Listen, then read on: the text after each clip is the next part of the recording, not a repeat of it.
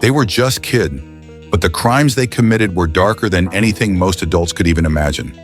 This isn't your average high school drama. This is cold-blooded murder, planned and executed by some of the youngest killers ever. From quiet towns to crowded school halls, these are the moments where innocence ended and terror began. Here are 5 chilling cases of young killers who shocked the world. Number 5. Ashton Riggs and Gavin Smith. I shot and then started running. Ash and Zach were running down the road. I said, just go back to the house, or just go back. That chilling confession came from 16-year-old Gavin Smith, whose words shattered a friendship and exposed a deadly secret.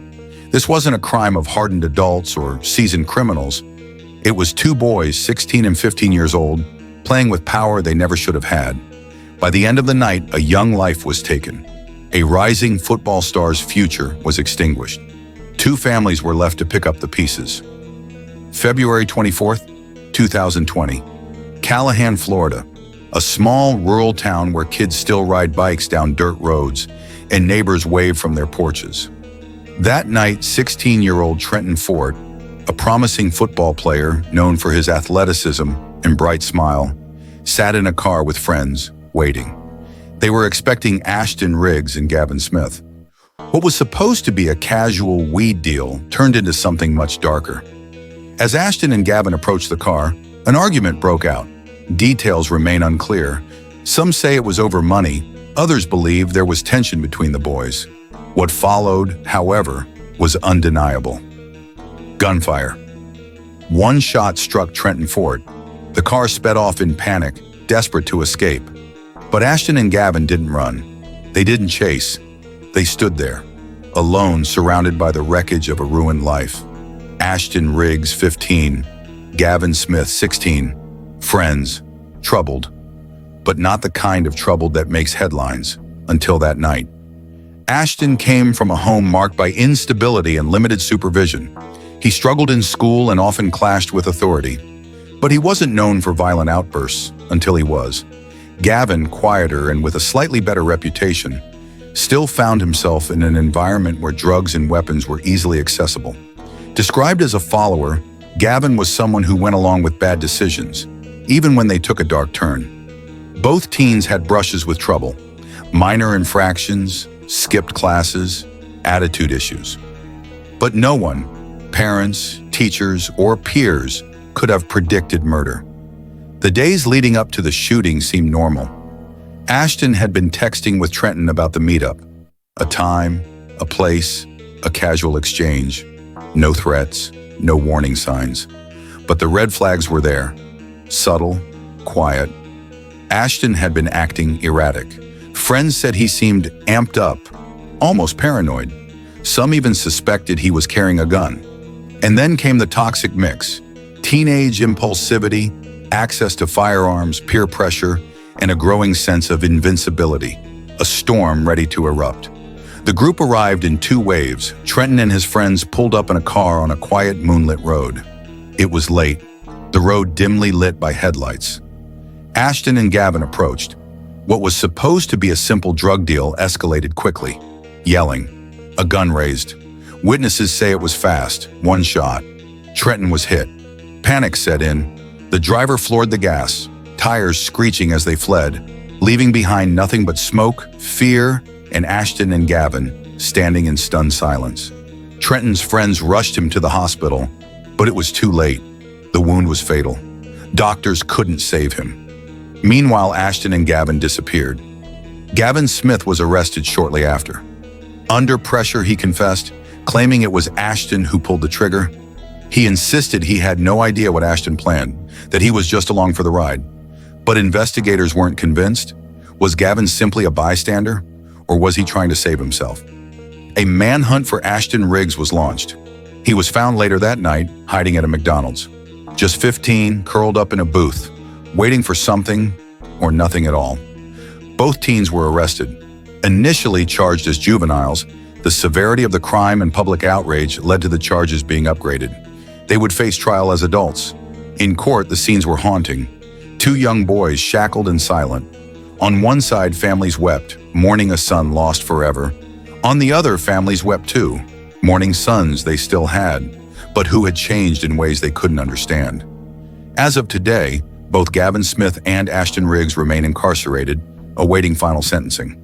Their futures, like Trenton's, now hang in the balance. What drives a teenager to pull the trigger? Rage, fear, peer pressure, or something darker, building silently over time? Ashton Riggs and Gavin Smith weren't monsters. They were kids. Kids with access to guns. Kids with no guidance. Kids caught in a spiral of bad decisions and dangerous influences. This case forces us to face uncomfortable truths. How many red flags do we ignore because we don't want to see them? How many lives will we lose before we take teenage violence seriously? Trenton Fort was 16th, a football star, a son. His life ended on a dirt road in Callahan over a petty dispute that should have never involved a gun. And the boys who took it from him, they'll never be the same either. Because in this story, there were no winners, only grief, only loss, and the kind of silence that lingers long after the gunshots fade. Number 4. Adam Lanza. To the driver's door, opened it, and the cop shot him. He fled back into the house, went to his playroom, and bled to death.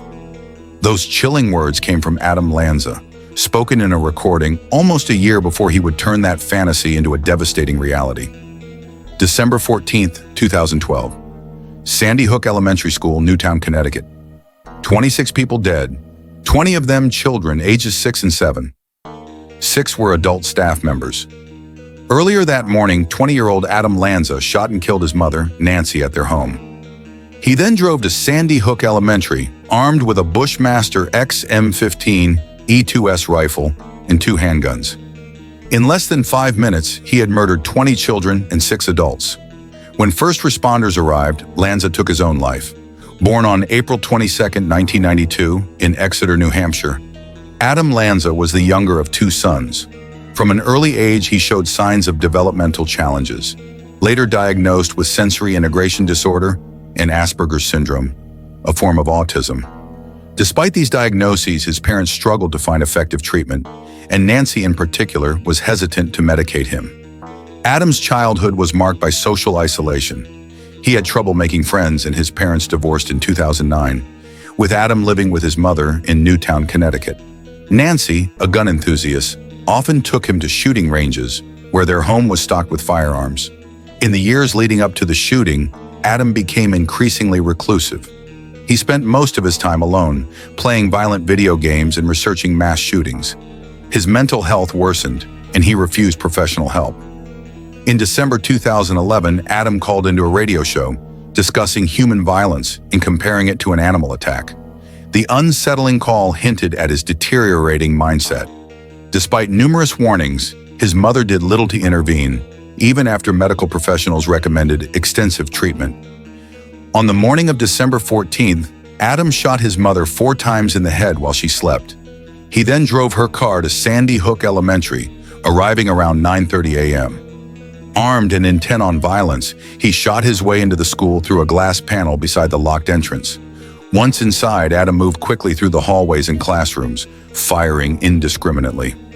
In less than 5 minutes, he killed 20 first graders and 6 adults, teachers and staff members who tried to protect their students. As police arrived, Adam took his own life, ending the carnage. The Sandy Hook shooting shocked the nation and reignited debates over gun control and mental health care. Investigations revealed that Adam had become obsessed with previous mass shootings and had compiled extensive research, including a spreadsheet documenting hundreds of mass murders. However, the motive behind the attack remains unclear. The tragedy sparked national conversations about school security, gun accessibility, and the importance of mental health care. Adam Lanza's actions were the result of a tragic blend of mental illness, isolation, and access to firearms. His case highlights the complexities of identifying individuals at risk of committing such violence. It also underscores the need for better mental health care and responsible gun ownership. The Sandy Hook shooting remains one of the deadliest school massacres in U.S. history, a haunting reminder of what happens when warning signs are ignored. Number 3. Aaron Ibarra. I was so pissed at him, because he didn't take me seriously. I hated when people disrespected me. I just got too excited. These chilling words came from Aaron Ibarra, a 26-year-old who once dreamed of writing screenplays, but would go down in history for something far darker. On June 5, 2014, he walked into Seattle Pacific University and committed a crime that left families shattered. But what led an ordinary man to walk into a university armed with a shotgun and open fire? June 5, 2014, Seattle Pacific University. It was a sunny afternoon, students in class, others studying in the halls. Everything feeling normal, until it wasn't. Aaron Ibarra, dressed in a black hoodie and jeans, entered Otto Miller Hall and without warning, pulled out a shotgun. Chaos erupted. The sound of gunfire filled the air. Ibarra shot 3 people. 19-year-old Paul Lee didn't survive. 2 others were left injured. Their lives forever changed. But Aaron's attack didn't last long. As he fumbled to reload, John Mace, a student monitor armed only with pepper spray, acted quickly. He sprayed Ibarra in the face, tackled him, and held him down until the police arrived. It was over in minutes, but the scars would last forever. Aaron Ibarra's life seemed ordinary. Born in 1988, he lived quietly in Seattle, worked at a convenience store, and dabbled in screenwriting. But beneath the surface, he struggled with severe mental health issues. Diagnosed with depression, anxiety, and paranoid schizophrenia, Aaron had stopped taking his medication long before the shooting. His struggles with mental illness were compounded by social isolation. He was rejected from several schools and grew increasingly angry and resentful. Aaron became obsessed with past school shootings, particularly the Columbine massacre, and admired the killers, seeing in them a sense of purpose he desperately craved. In the weeks leading up to the shooting, Aaron's anger built. He felt disrespected by the world around him, with the smallest triggers sparking violent outbursts. He even threatened his family, but those threats were dismissed as just another outburst from someone with a history of mental health issues. The decision to act was not impulsive. It was the culmination of years of resentment and delusion, a twisted plan for infamy. Aaron entered Otto Miller Hall, focused and determined. Without hesitation, he pulled the shotgun from his hoodie and opened fire. The scene was chaotic. Screams filled the air as people ran for cover. Among the victims was Paul Lee, a young student and athlete who was struck by gunfire and killed.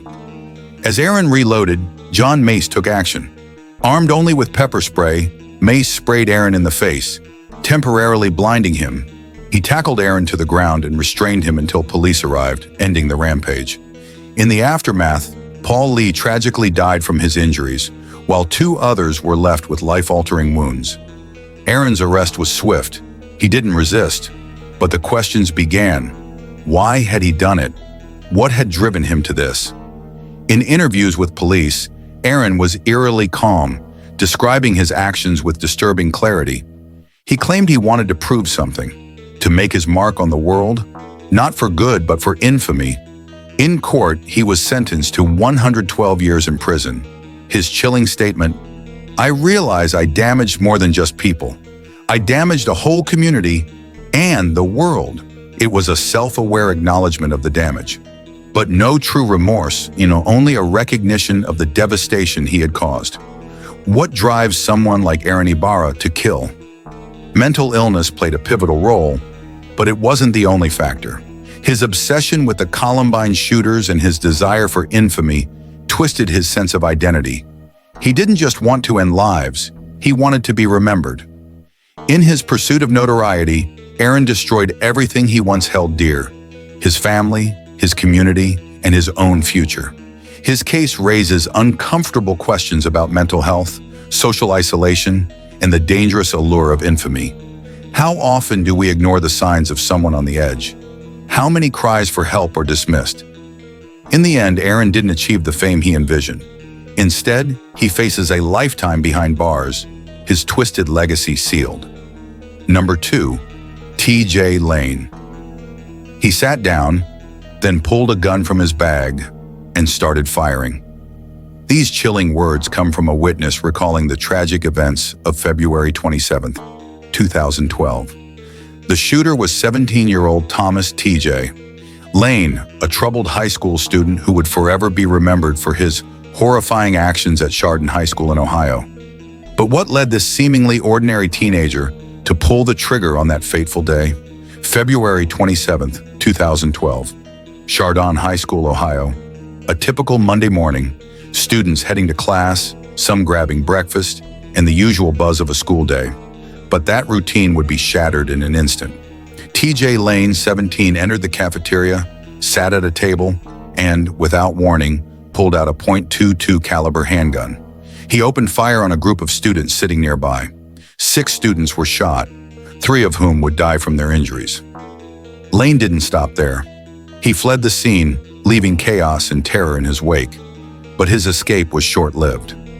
Authorities quickly responded, and after a brief manhunt, Lane turned himself in. The brutality of the attack stunned the small town of Chardon and made headlines nationwide. But even more chilling was what followed. T.J. Lane's true nature would soon emerge. Thomas T.J. Lane had a difficult life before February 27. He had been relentlessly bullied at Chardon High, mocked for his appearance and social awkwardness. This constant torment added to the mental health struggles he faced, including depression and anger issues. Lane had been in and out of mental health facilities, but his problems remained largely unaddressed.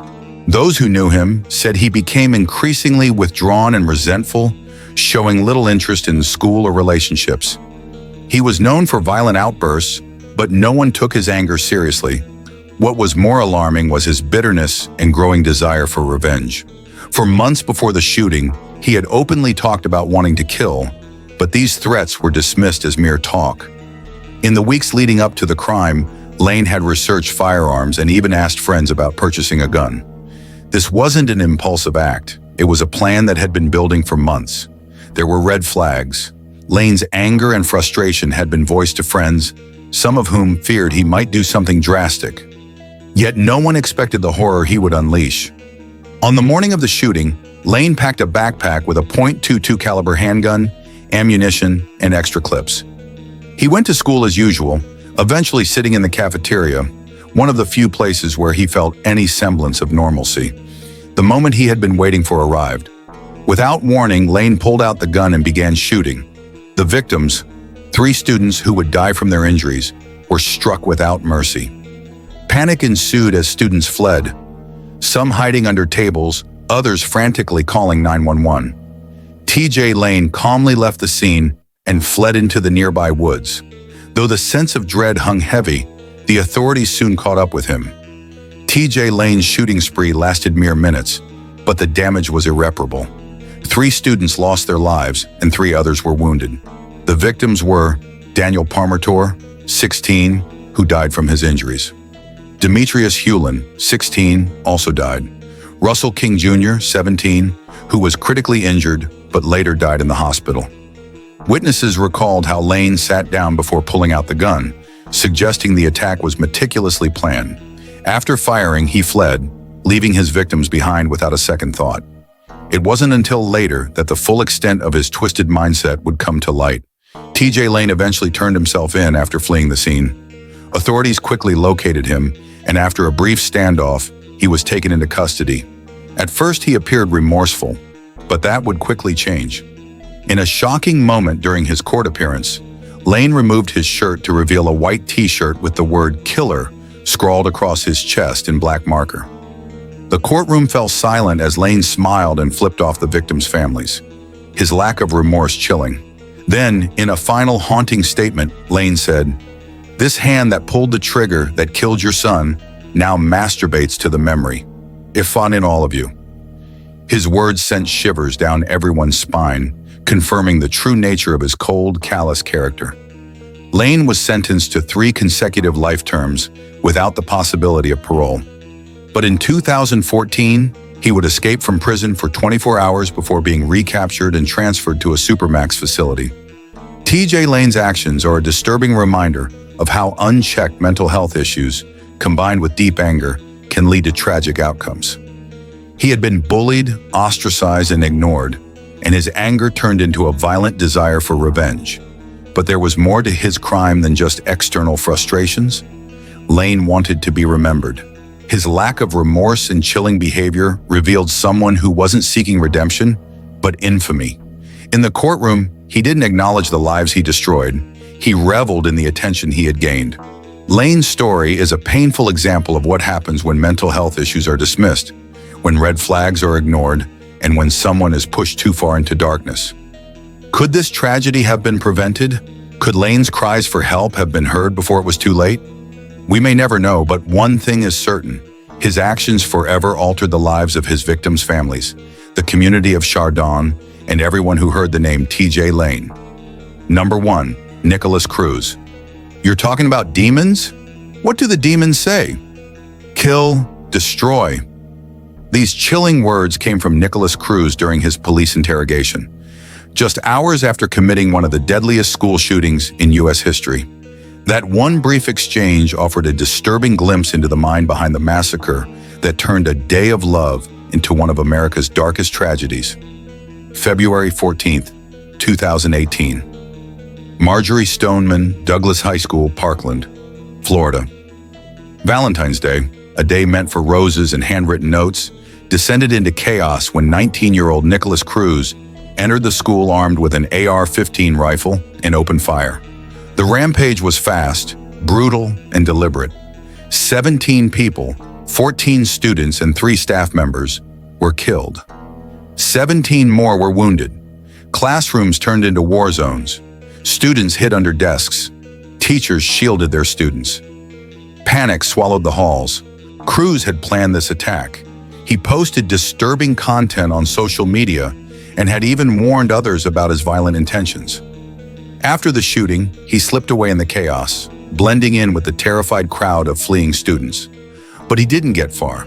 Police arrested him about an hour later in a nearby neighborhood, his cold, detached demeanor adding another layer of horror.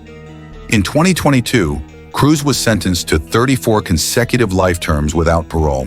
For many, the verdict offered a sliver of justice.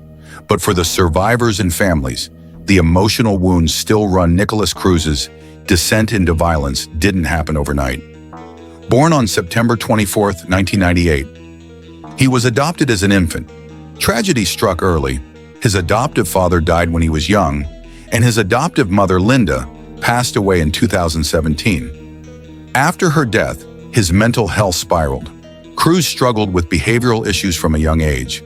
Diagnosed with depression, anxiety, and ADHD, he had a long history of violent outbursts and disturbing behavior. He was frequently suspended, involved in fights, and known for troubling conduct. Teachers, administrators, even classmates flagged his behavior, but no substantial intervention followed. After his mother's passing, Cruz's behavior became more volatile. He was described as aggressive, unstable, and increasingly isolated. He moved in with a family friend but continued to unravel emotionally. The most disturbing part? His online presence. Cruz left a digital trail of red flags, threats, violent rants, and even a chilling comment. "I'm going to be a professional school shooter." These posts were reported, but by the time anyone took real notice, it was already too late. The warning signs were everywhere. Cruz had been expelled from Stoneman Douglas High the year before the shooting and had become a ghost in his own community. Quiet, withdrawn, simmering with resentment. The night before the massacre, he packed his AR-15, ammunition, and extra magazines.